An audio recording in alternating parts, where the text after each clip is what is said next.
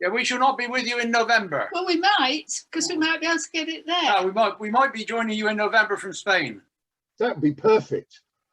Oh, you've got to do that. That would be a novelty, won't it? Because Make us very jealous. You can help us fix knowledge. Cambridge Parkinson's International. Here's a name I don't recognise. It's a new number. Oh, hello, Marion. Yes, I have. Hi, Keith. How are you? Good. I'm good. How are you? Yes, very well indeed, thank you. Right. It's nice to see you. Yeah, I had no difficulty joining in. Sorry? I had no difficulty joining the meeting. That's good, I'm pleased. Unfortunately, a lot of people did it to our last one. Right. Right. You know what the problem was, Keith? No, I don't. Right. No, I don't. So I thought, well, just I cancelled that meeting completely, deleted it, recreated a new meeting, and it does appear to be working today. yeah, brilliant. Yeah, thank you. Hello, Jill. Morning. You Made it this time. You get a gold star for getting in today. Yes, unlike last time. I don't know what happened last time. No, it's strange, isn't it? Yeah. Morning. Hello, Martin. Do you have the Zoom app on your PC or whatever it is you're watching us on? Or do you just click on the link? I don't know that I do. I just click on whatever. Click on the link. Yeah. I have a feeling that might be part of the reason, because we had the issue a few months ago, and it was those people that don't have the Zoom app, Yeah. for some reason, weren't allowed in. If they'd got the Zoom app, they got in. They got in. Yeah, but Yes, it's just happened that twice. Yeah. So today it's okay. Yes. Yeah. The joys of technology, eh, gang? I know, it's wonderful. We live in a world of apps. That's Right. the problem. Too loose. Sorry, Barry. I said we live in a world of apps. That's the problem. Yes. Yeah. Yeah. Life is so confusing. God, it makes life difficult sometimes. It does. Indeed. Worst thing is the assumption that everybody's got it. Absolutely. Well, The yeah. sort of thing is that everybody assumes these days that you've got a mobile phone. But what? Yeah. Everything is moving towards you doing everything by a mobile phone app. What's Absolutely. a mobile phone? The mobile phone is the last thing on earth I want, because with my fingers and Parkinson's, you 9 out of 10 times you hit the wrong frigging key. And trying to do a message on a mobile phone is like climbing Everest. I won't ask you what frigging comes out as then. That's where he learned the word, Martin. Oh, I see. Yeah. Hello, Marjorie. Nice to see you. Welcome. Thank you. Hello to everyone else. Hello. Morning. So I've got to tell you what they got me up to last Saturday. I mentioned that the Cambridge Manor, we were doing a circus, Oh, yeah. and it was supposed to be outside. The weather was awful, so we brought it inside. So we did a circus inside. We decorated the large lounge like a big top, red and white stripes everywhere, loads of balloons. Brilliant. A lot of fun. All the staff, including me, were dressed up as circus performers. No guessing, Howlett was a clown, which I thought suited ever so well. Thankfully, they didn't face paint me, but I was wearing baggy multicoloured trousers, and my family, the family all came down for the day, and they said, "Well, we don't want to eat in the care home because that's not fair. Let's go to the new hotel on the corner of Gilbert Road and Milton Road." So there I was in this very plush hotel in a clown car. The door. Yes, I did get some very, very strange looks, but we did have a wonderful day. Oh, wonderful. We had a wonderful day. It was great fun. The residents really enjoyed it. Oh, So, fantastic. yeah. I thought maybe they dress you up as an acrobat. Well, I had you. I did Strongman. suggest that I might do a high wire act as long as the rope was on the floor. Yes. But we had a stilt walker juggling, we had a contortionist, we had a man making the most amazing shapes out of balloons, and then a musician, singer, saxophonist. Yes. We went on for hours. It was just brilliant. Yeah. Did you sort of hire this lot as a package? No, we put it all together ourselves. We found the people, Online. paid them all directly, put it all together, decorated the place, painted the faces of residents. It was huge fun. I had you down as a strong man with a big moustache, you know, curly moustache. If only, Martin, if only. I see Richard has joined us. Hello, Richard. Oh, good morning to you all. Morning, lovely to see you. Richard, if we can wait just a while, see whether we've got any more people to join us. We are in the middle of the holiday season, so Yes. we've got such a bigger group as we normally have. But for the rest of you, Richard is actually a member of the branch, and I now can put the face to the name. And Richard had sort of turned up at the David Rayner Centre on a number of occasions a few years back. So yes, I was desperately trying to pull a face out from, and it's there. Yes. Yes, I came along a few times out at Shelford. Yeah. And I haven't been involved much recently, I'm afraid. But Well, I'm a busy person. indeed, and we're very grateful, therefore, that you've spared us an hour or so for today. Thank you very much. Okay. I wonder whether we should ask, unless anybody's got anything else they want to bounce around, should we ask Richard if you'd like to just give us a bit of a... Well, let's hold on a little bit. I have the impression that people sort of drift in over the beginning. Is that not correct? Yes, they do. Well, fair enough. Why not? It's a Let's give them social event. Indeed, it is. So, who's got anything else they want to talk to us? So, Barry and Jackie, you're saying you're going out to Spain, are you, later this year? We hope so. We have made a reservation. Yeah. We've managed to get a place on the ferry, and we've managed to get a reservation for coming back. But of course, everything is going to be dictated by COVID. Yeah.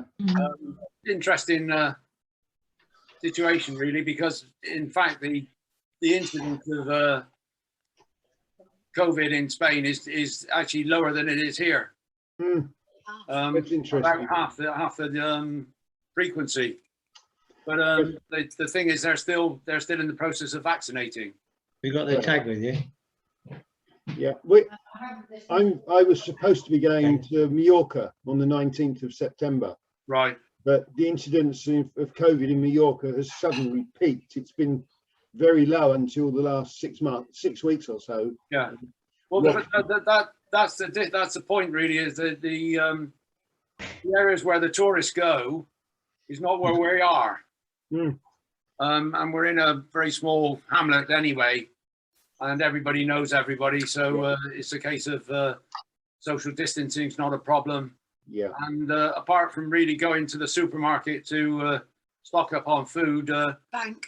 and going to the bank, doing the tax man, that's the limit of our excursions out of the property. So yeah, in the sense of worrying Yes. about becoming infected there is not so much a problem as being infected on the ferry going out or the ferry coming back. Sure. Keith, you go with the 18 to 30s group, don't you? If only. Okay. Yes. It's interesting. We were up until 10 days ago. There's myself and two pals are going out to our timeshare out there and play golf and do some sightseeing. And then we discovered that the incident had risen very high. But if you are unfortunate enough to catch it there and you test positive before you come back, you're put into quarantine 2 weeks in one of their grotty hotels at $2,000 a week. I thought that really isn't worth it. And the final cruncher was, I'd read in the press that car rental rates in Spain are quite high. Well, we normally paid about 250 quid for a week for something like a Qashqai. And this year it's 750 pounds for a week, which is just astonishing. So They're just making the money out of fewer rentals, I suppose. well, yeah, they've not replaced the fleet. They've got very few cars, so they're optimizing what they can, but they're certainly scaring people away. So that was Have you tried golfing on the mainland, Keith?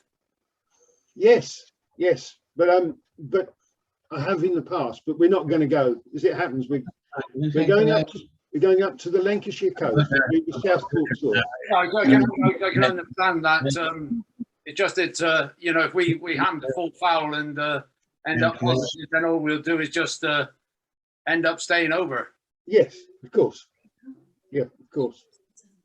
But may be a logistical problem of getting back from Santander down to the south. But we'll see about when it happens. Hello, Odd. Welcome.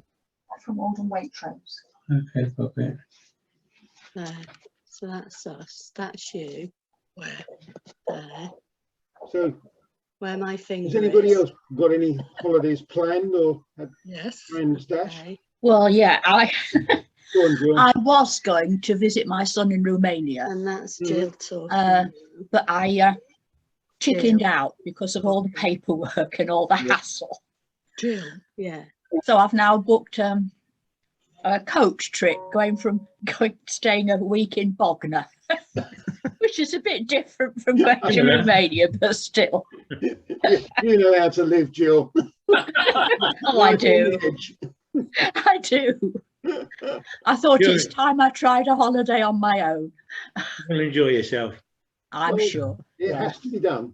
It does. Done. Yes. One thing I'd like to do is get on a bus with a bus pass and see how far I could go in a week. By literally going as far as I could in a day and then just getting some hotel at the end and then going on from there. That could be quite fun. That could be fun, couldn't it? Yeah, that could indeed be fun. Can I ask where everybody lives? Is everybody in the city and South Cam sort of area, or is it further afield? City and South Cams. I'm in South Cams. South Cams. Yeah. Romsey. Oh, right. Norfolk? Norfolk, right.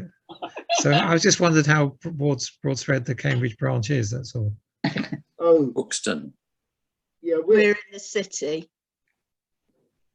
yeah. I would say the told them we're majority in of our the members city. live within about 20-mile radius of Cambridge, but we've got people in Attleborough, we've got people in Cheltenham. I've got one guy who I communicate regularly with in Thailand, who's on our mailing list, who wants to keep in touch. So yeah, You're going to be stuck there for a while. yes. And do you find that with the move to virtual meetings by Zoom or Teams, is that something that has made more people be involved in meetings or less? The reality is less. Yeah. The reality is, at our meetings at the David Rayner Centre, it wasn't unusual to have 60, 70 people turn up. Okay, yes. And the only meeting we've had where we've had virtually that level of attendance was when we had Professor Roger Barker talking to us. Yeah, of course. But I think what it has done, it's made us realise that there is a clientele that could use virtual meetings, and we expect that when we do eventually go back to face, they will actually be hybrids.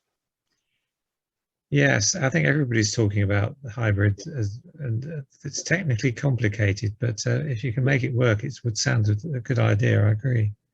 Certainly, and the other thing is we've recorded all of these sessions, and I edit them and then put them on. We've got a YouTube channel and circulate the link to all the members, and it's interesting watching sort of the number of views on each of the various videos over a period of time. So we've got the talks recorded now, we've got them preserved for posterity. People can pick up and look at them as and when they want. So okay, I think Have you put a picture of you in your baggy trousers on there? I hate you. I knew you was going to say that.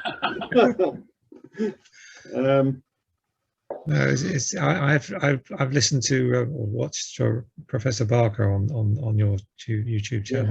Yeah, good. I haven't actually listened to anything else, I must say.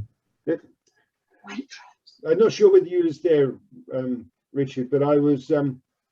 My wife's in Cambridge Manor Care Home in the city, and last Saturday we did Cirque du Manoir, and they dressed me up as a clown. So I've just been asked if I can find a picture. Have you knew the difference? I really used to like you, Mr. Forbes. Let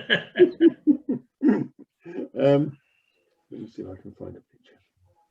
Would it have been good to see the faces as you entered the hotel? That truly was a picture. that was just remarkable. Hang on. Right, you may not be able to see. Oh, brilliant. Yes, Sleepy Keepy. Yeah. Yes. Where did you get them from? So everybody was told that if they saw me snoring or dozing, they would give me a slap. And that certainly kept me awake. I didn't doze off. Very good. Yeah, but walking into the hotel, the looks, people don't ask. Please just don't go there. You must be joking, they said. Boom, boom. Yeah, my grandchildren really didn't want to be associated. Oh, Grandad, you're such an embarrassment. I think one of the things about the virtual contact, Keith, yeah, is I get the feeling there's a more of a cohesive dialogue and interaction between people. I wouldn't disagree. I would agree with that, Barry. I think there is a more varied level of chatter between different people on these. You tend to find at the meetings, people tend to congregate in the groups that they normally go and sit with, and you don't get that much mixing. And I think that's a lesson we've got to try and address when we get back to face. And certainly the committee we've talked about. Just let me ask Keith. Keith, Yeah. have you any idea when you're going to get back to face? Because the problem my mum has with this is that she can't hear. She can't hear what anyone's saying. Isn't she, headphones? Yes. Yeah, I know. I was just thinking that. Yeah. We'll have to get some headphones. Yeah. Yeah. Headphones make a big difference. Yeah. It's interesting. At the care home, we've got a lady with Parkinson's who has problems with both hearing and with very quiet speech, and we bought her a set of headphones for her Skype calls with her family, and it transformed the conversation. Yeah. And then they then bought her an amplifier, a voice amplifier, to use, and again it's transformed her visits, visits for the family. So. Yeah. It also allows you, I'm borrowing books from the library. No, I know. Audio books. Mm-hmm. Oh, Yes. right. When you're listening to them, yeah. Yeah. My problem with them is in the evening I go to bed and use the radio to fall asleep by. So I put an audio book on at 2 o'clock in the afternoon and wake up at about 4 AM. Yeah. Oh.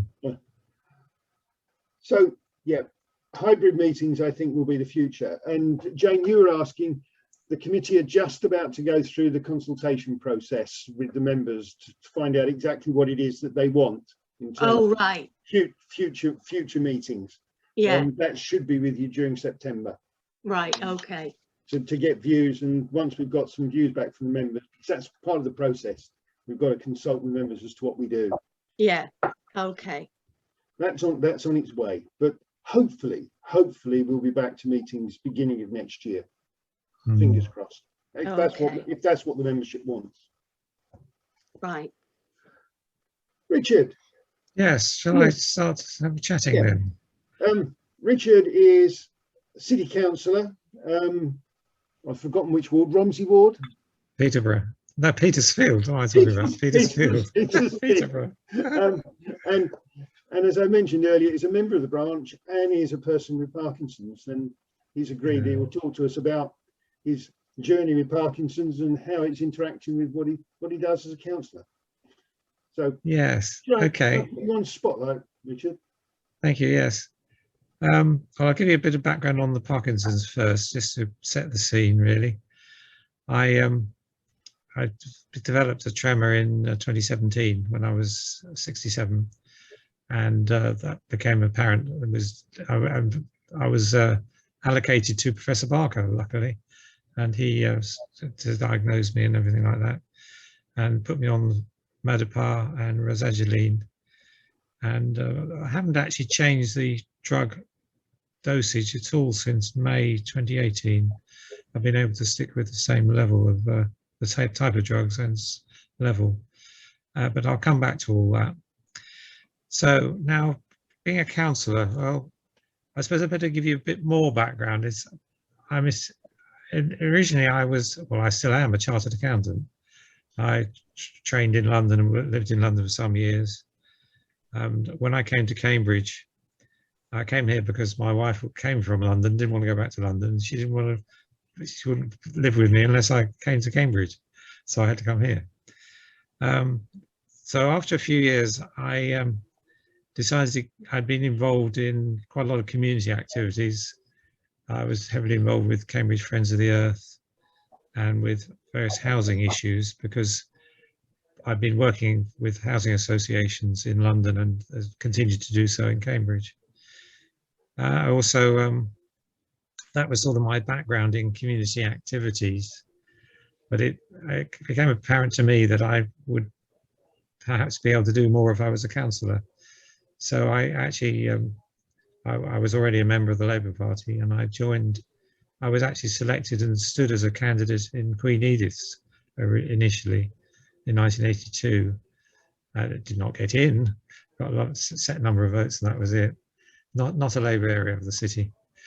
But then in 83, I was stood as a candidate in Petersfield, which Petersfield ward is between the railway and East Road and Parker's Piece, if you like.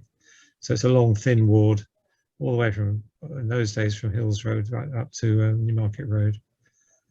But anyway, so it's a very densely populated area. Lots of very small houses on terrace streets. You probably know what I mean.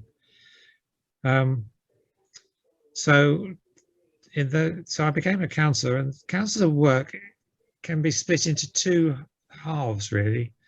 One is casework with residents, dealing with their issues, whether it's because the bins haven't been collected or haven't been put away after being used, whether it's planning issues that they've got on their own house, or on the threat from some planning down the road, or environmental improvements they might want, or in highway improvements, WO lines, parking, all that sort of area of work is quite extensive. And interestingly, in those days, most of the communication I got was by telephone, to my home phone.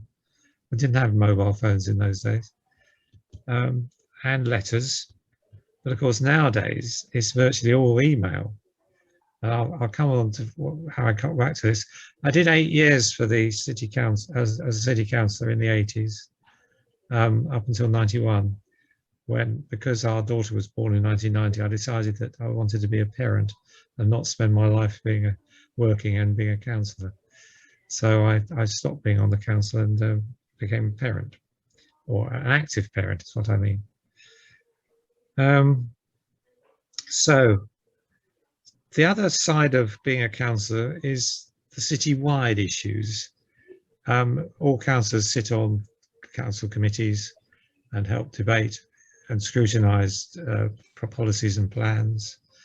And so I've been doing that, as well as doing casework.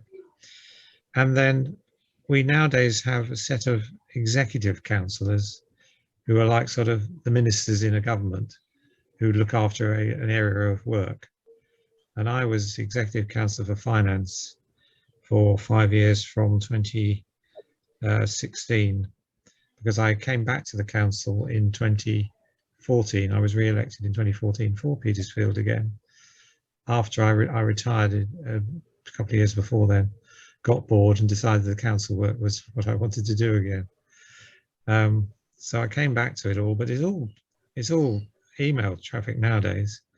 The volume of emails can be a bit wearing, I can tell you. Not just from residents. Yes, residents contact me by email about their issues. Occasionally I get a phone call to my mobile phone. Now my house phone doesn't have to be inundated by calls anymore. But people raise issues by email, and I deal with council officers quite a lot by email as well. And that brings me to the interaction with Parkinson's, because one of the most difficult things I've encountered is my handwriting. Micrographia, I think they call it, don't they? Where your handwriting deteriorates into a tiny little squiggle. And certainly that is the worst aspect for me. My tremor in my hand hasn't really developed very much at all, although it's there sometimes. And walking, I find long distance walking okay, partly because I use walking poles to walk with. It keeps me more upright and it helps me with that. But slow walking around town, my right leg does not like it. And that I think is certainly connected with Parkinson's. As a counsellor, I don't have to do an awful lot of walking. I do a lot of cycling to get to around the ward and around the city to meetings all over the place. I've always cycled a lot in Cambridge, and that has not diminished at all. And in fact, I got an electric bike as I'm getting older, apart from anything else. And that meant I could cycle out to Trumpington and to Shelford without any difficulty. When I came to your meetings at Shelford, I used to cycle out there, because with an electric bike, it's no distance. And there's good cycle path out there as well, of course, as far as Trumpington anyway. So the interaction with the residents is now, there's also face-to-face meeting with residents, as there always has been. If somebody's got a planning issue to do with locally, it's almost essential that you go and have a look and see what they're talking about, what the interaction with their neighbours' plans are, or if it's a big office block, what the impact might be if this office block gets built. For instance, there was a big plan which we managed to stop earlier this year to demolish a large area of offices on Hills Road next to the Botanic Gardens, and also the Flying Pig pub would have been demolished apart from its facade. So in that instance, I worked together with local residents and the pub landlord, and we had some face-to-face meetings, we had some Zoom meetings, and the planning event itself was, yes, during COVID, all councils met by Zoom or Teams, one of the systems, and we were allowed to meet and take decisions as committees, and the planning committee met until May. All committees were held by Zoom. Unfortunately, since then, the legislation which allowed decision making by virtual meeting ended. The emergency legislation that the government brought in to allow meetings in virtual fashion ended in the May elections, and unfortunately the government have not been persuaded to allow it to continue. So now all committees are held in person, face to face, but because of distancing, we've been using the Corn Exchange for a lot of the meetings of the council, because that's got a lot more space. But it's a vast hall with lots of echoing, and it's not a good venue at all. A lot of amplification and microphone use has to be made, but that's very unfortunate. So going back to being a councillor, sometimes I have to make speeches, and I have found my tremor in my right hand does come on a little bit when I'm making a public speech. Normally I can contain it by holding a sheaf of papers in that hand. For some reason that doesn't for me, it doesn't cause a problem. But certainly I think I find making speeches a little bit more wearing than it would have been before I got Parkinson's. I have actually now stopped being the executive councillor for finance. I stopped a year ago now, actually last August, and handed over to somebody else because, apart from anything else, I am now in my 70s and things take a little longer to work generally. So I decided that other youngsters could take on some of this work that I was doing. But I'm still on the council. I was re-elected in May, and I do have quite a wide range of work I'm doing at the moment for local residents in my ward.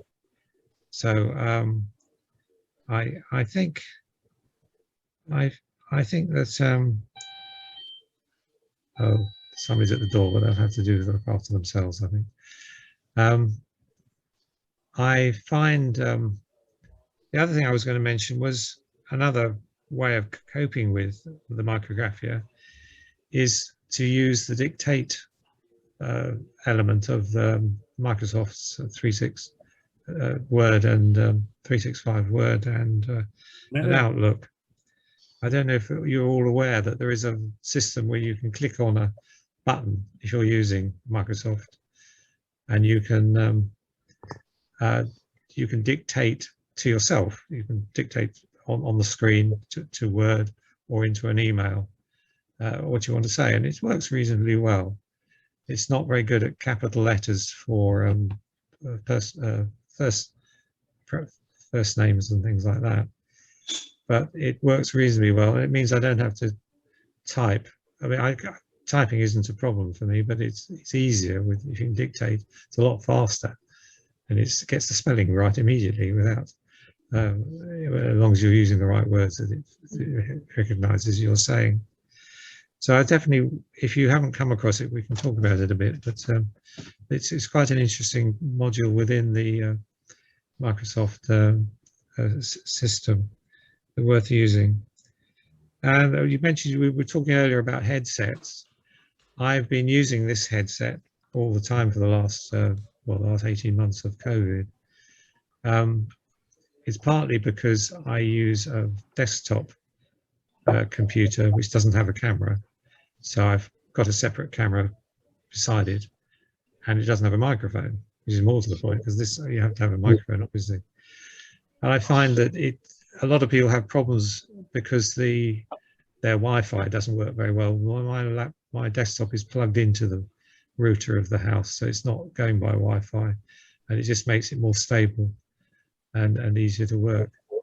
So I don't know if that's really part of Parkinson's and the way I've been able to respond with Parkinson's, but it certainly is certainly worth a try. It certainly makes you in the incoming volume work a lot more easily, as well as the outgoing speech that you use. So I think I'm going to stop now and see if you've got questions about council work, and if I can relate it to Parkinson's, I will do so. So would you like to put us back onto all the screens, and we'll see what people have thought about what I've said and whether they've got questions. Hi everybody. You should all be back on gallery view, I hope. Just you at the moment. If I've taken What do I have to do? Do I have to click on something? If round the screen you can click on gallery view on the little button at the top right, you'll then see everybody in the meeting. Yes, found it. Yes, thank you. Yeah. Okay, no trouble. It's very interesting how you have coped with your disability and sort of been able to use it to advantage in your work. It's I admire you for that. Any questions you'd like to ask of Oz?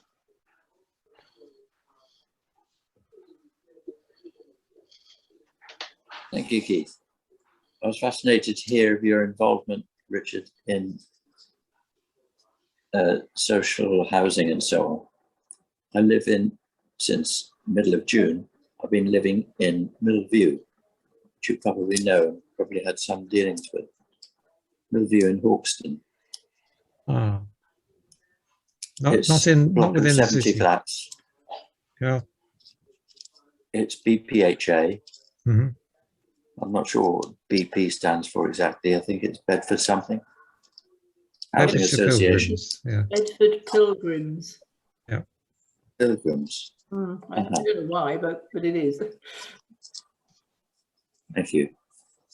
I'd love to talk with you at some point about that sort of housing. Yes. Well, perhaps I'll just give you a little bit of information about the way housing works, as far as I'm as a councillor concerned. My ward does have a small council estate, East Road Estate, but it's not like some of the larger estates around the city, King's Hedges and Abbey, and places where there's vast amounts of council housing. But I do get involved in council issues and with housing association housing issues.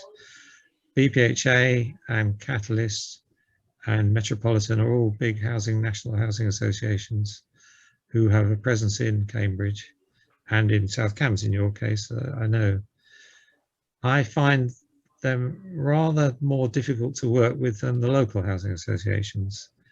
Which we've now really got Cambridge Housing Society, or CHS as they call themselves now, and 100 Houses.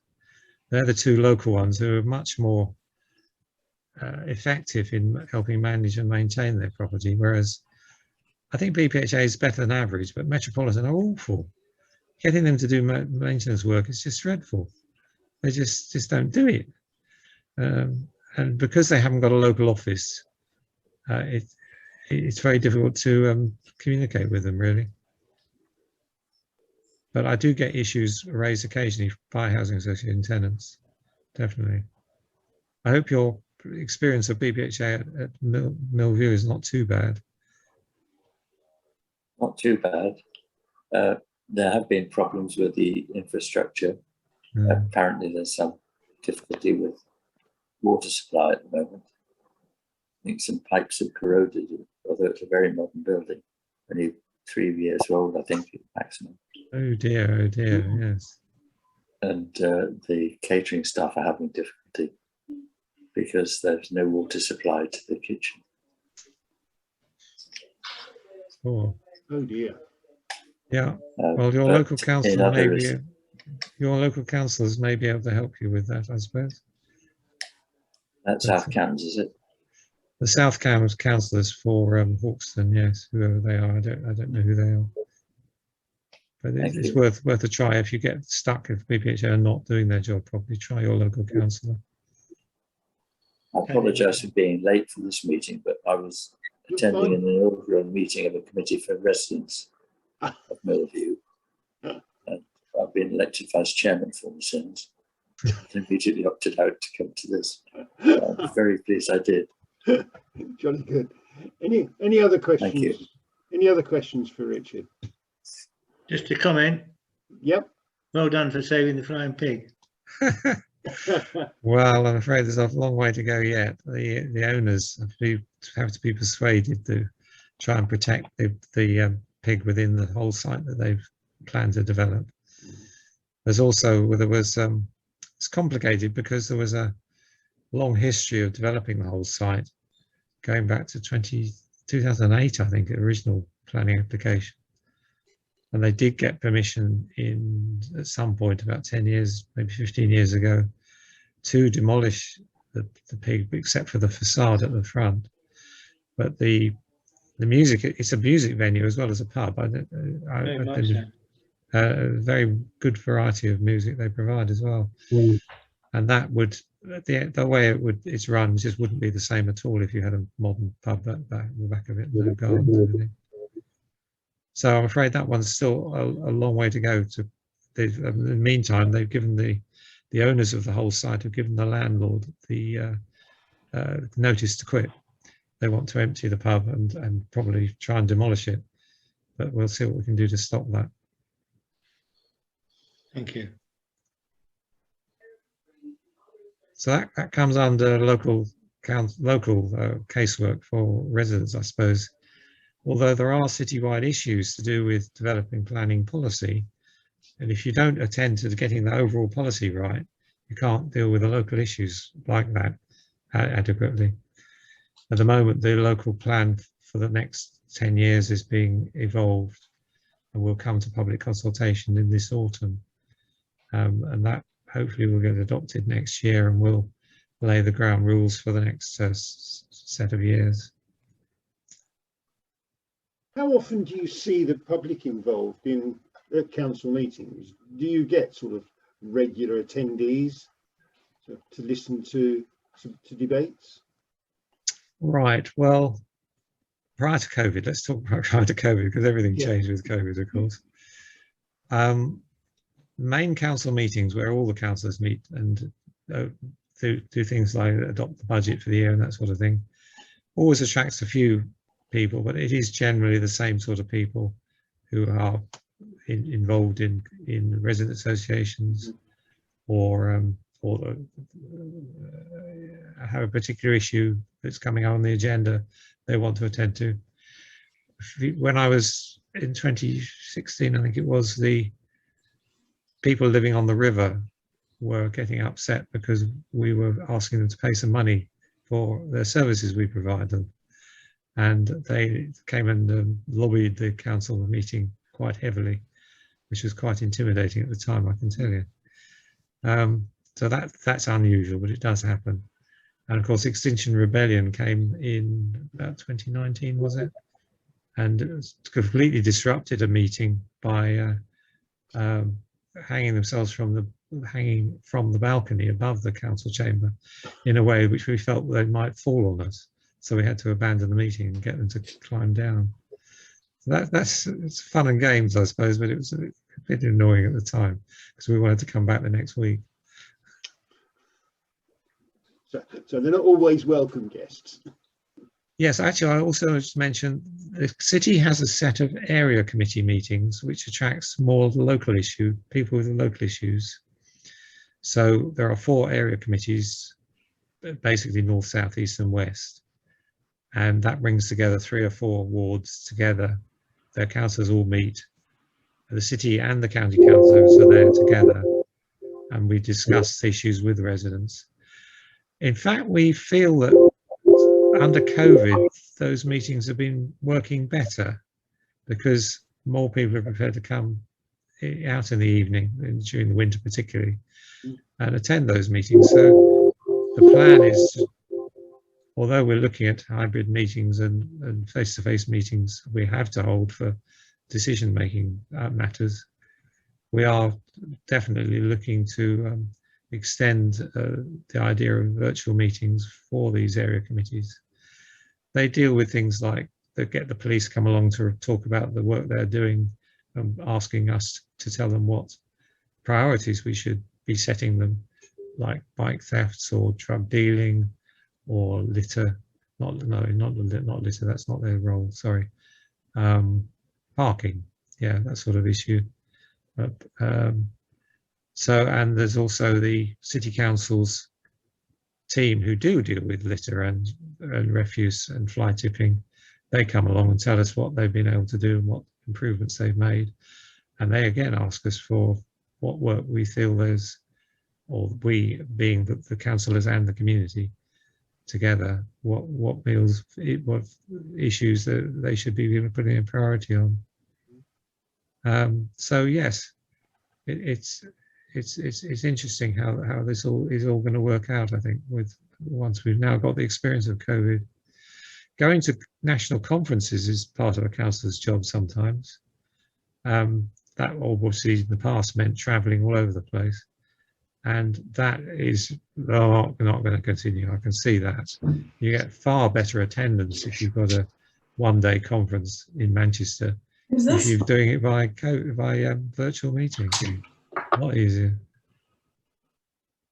How do you see Cambridge City Centre developing sort of post-COVID? Can I get a cup of tea? Good question, because Sure. I would like a cup of tea, yes. No, No sugar in mine. no. Yes, it's a good question. I think that there are many shopping centres around the country which have suffered enormously, far worse than Cambridge.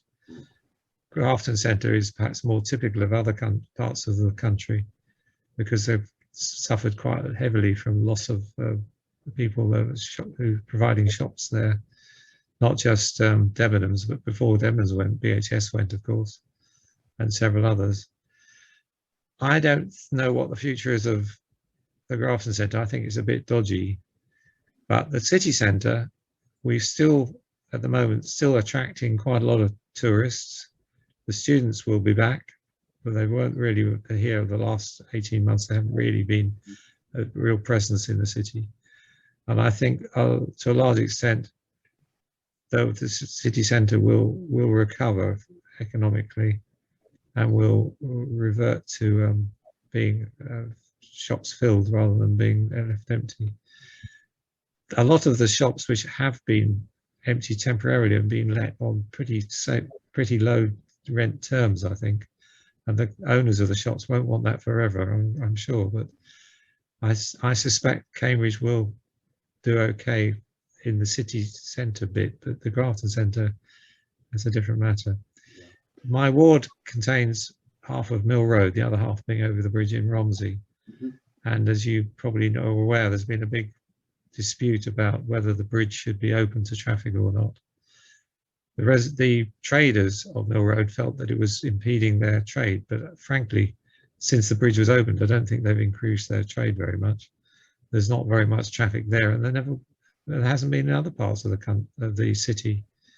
So, but we will do what we can to support local traders, particularly as Mill Road has a fairly interesting range of different sort of query types of shops and services that they provide. We try and maintain that presence there, and there is a big recovery operation going on to support the city centre. I think the cows, you've probably seen the cows everywhere, are part of that to attract people back to the city. It certainly has kept the children amused, some of the children amused over the summer, going to find them all. It kept the residents at Cambridge Manor amused, decorating their cow. and we had 2 outings out to find it. Oh, good. That's great. So we're using... I was going to say, it was interesting. I've been into Cambridge 3 or 4 Friday evenings in the last month, 5 weeks, to go to the Arts Theatre. And it's been great to see the nighttime vibrancy reappearing in the city. Yeah, yeah. We've done some interesting little innovations, like putting a lot of bench seating out on the ground around the Guildhall and the theatre, Arts Theatre, as it's nearby. It was partly because people wanted to buy a takeaway and we didn't want them to congregate around the takeaway stalls and shops. We wanted them to have somewhere else to go, so we provide a lot more seating, and that's been a real success, I think. So, and there is a plan to upgrade the market, which is is another of these issues which is fairly contentious, but it should end up with something that is more easy for the traders to use and more attractive to the customers. So we will do what we can to. The market is a bit of a magnet for people.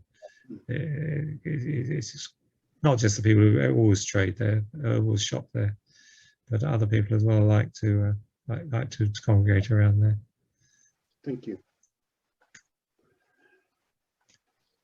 Do we have any other questions to pose of Richard? Barry? Well, we're not in Cambridge, as you know, we're out in Norfolk, but I want to know, from a councillor's point of view, how do you overcome inertia from the point of view of not being able to get your parish council, your district council, or the county council to do anything about problems that you might encounter? Wow. That's the other side of things. Well, you just have to, if you contact your local councillor and they don't respond. The sort of then, issues I'm talking about really are, for example, the persistence of parking on pavements. The persistence of the police say our priority is you. This is Norfolk Police. When you talk to them about speeding, unless you've actually got the number and the details of the vehicle and some visual evidence of what's happening, then nothing gets done.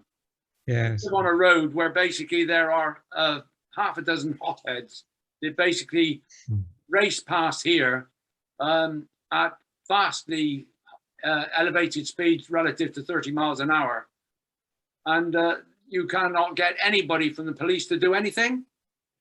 We have we live next door to a house which is rented, where clearly the owners and the residents are not interested whatsoever in any sense in terms of gardening. Well, that's fair enough.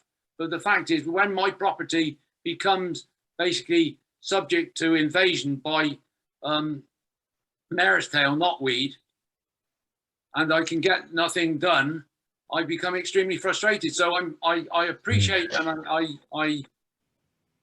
I congratulate you on having the confidence to come out and talk to people like us. But basically my experience of local government, or even any type of government, is pretty poor, because basically nothing gets done. Everybody talks about it, but nothing gets done. Well, I can't answer for Norfolk councillors, but I'll give you some pointers though. The police clearly are underfunded and do have to be given priorities as to what their work should be.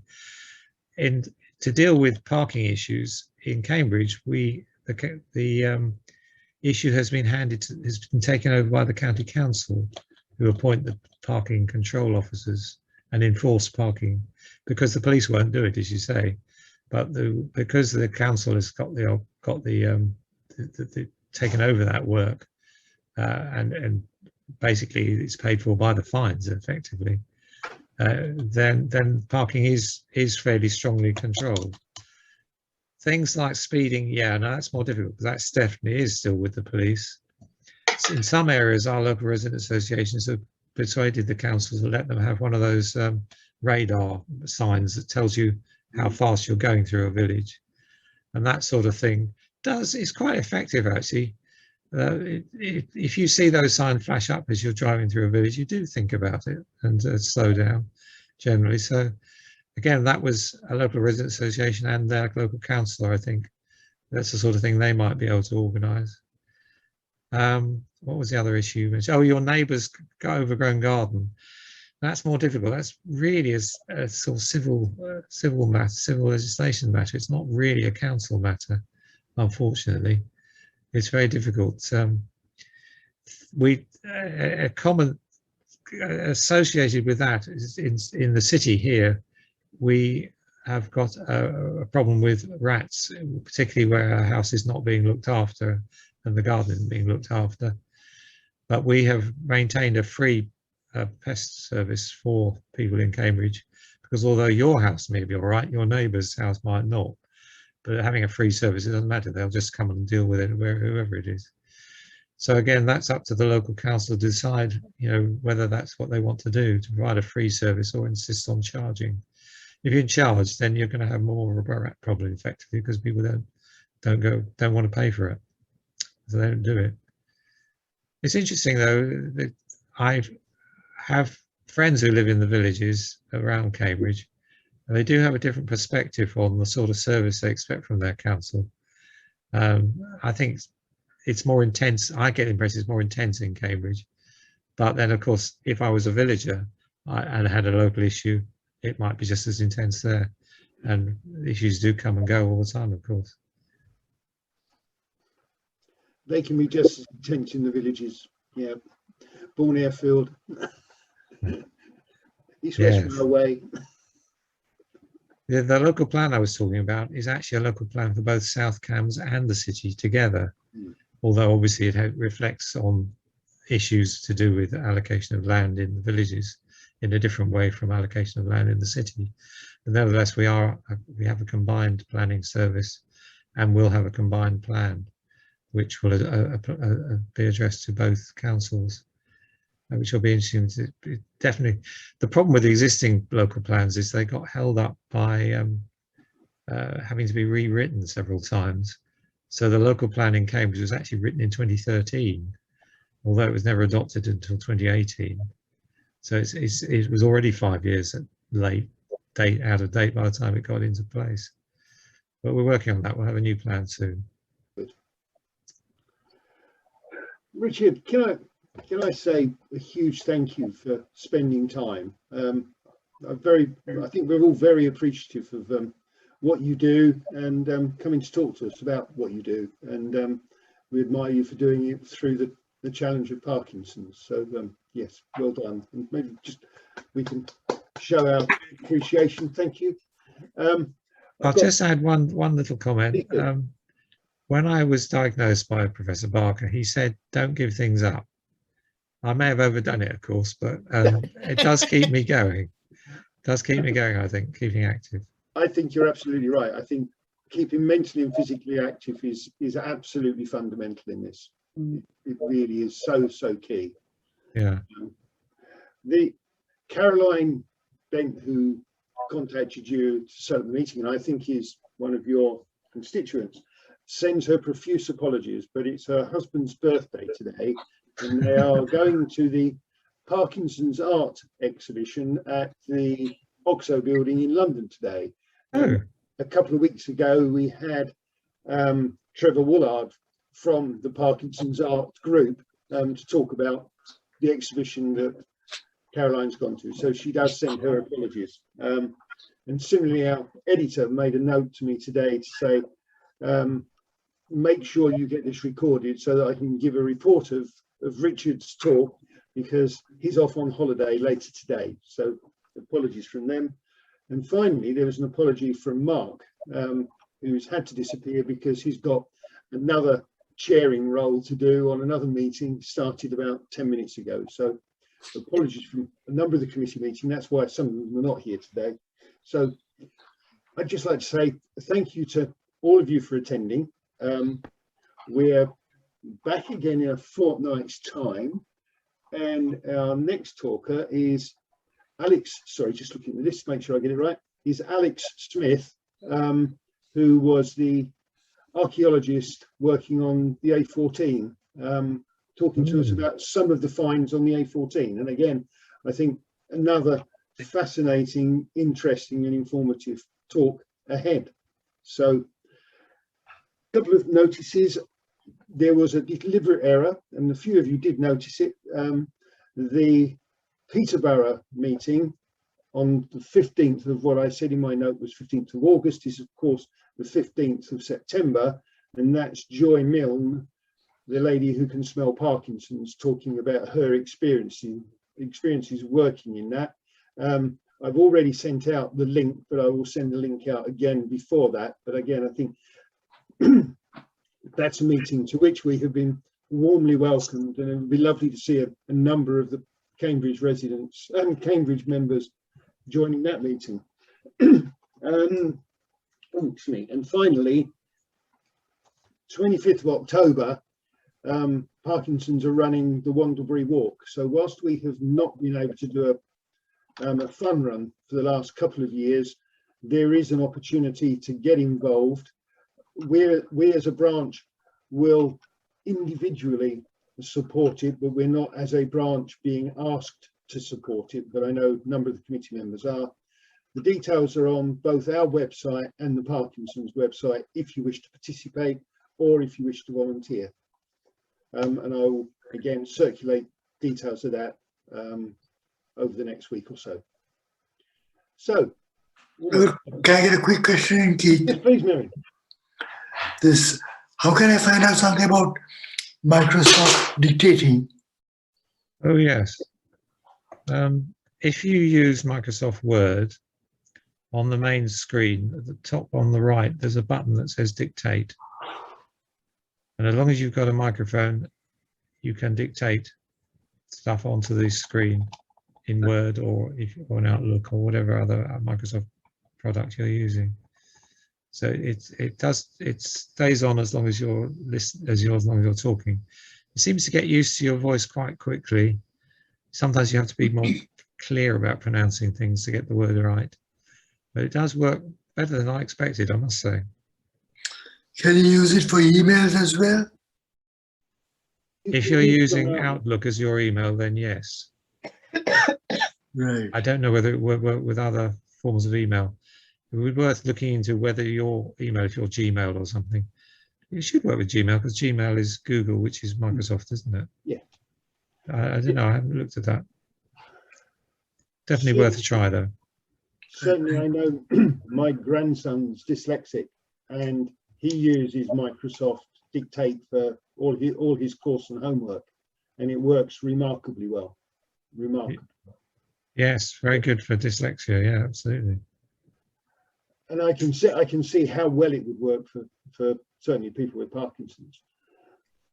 Marion, are you using Word? Hardly, Keith. Hardly. Yeah. Are you? I'm desperately trying to remember. There is a group locally who are working to help people with computer issues, getting people more computer literate. Let me do a little bit of homework behind the scenes and see if I can get them to get in touch with you to give some instruction. Okay, fine. Okay. Thank you, Keith. Robert. Also on technology, you'll have noticed I put headphones on. I've actually shared the screen, and my headphones are linked by Bluetooth to the television. So I'm hearing quite clearly now, whereas before it was virtually impossible just with the iPad. That's interesting.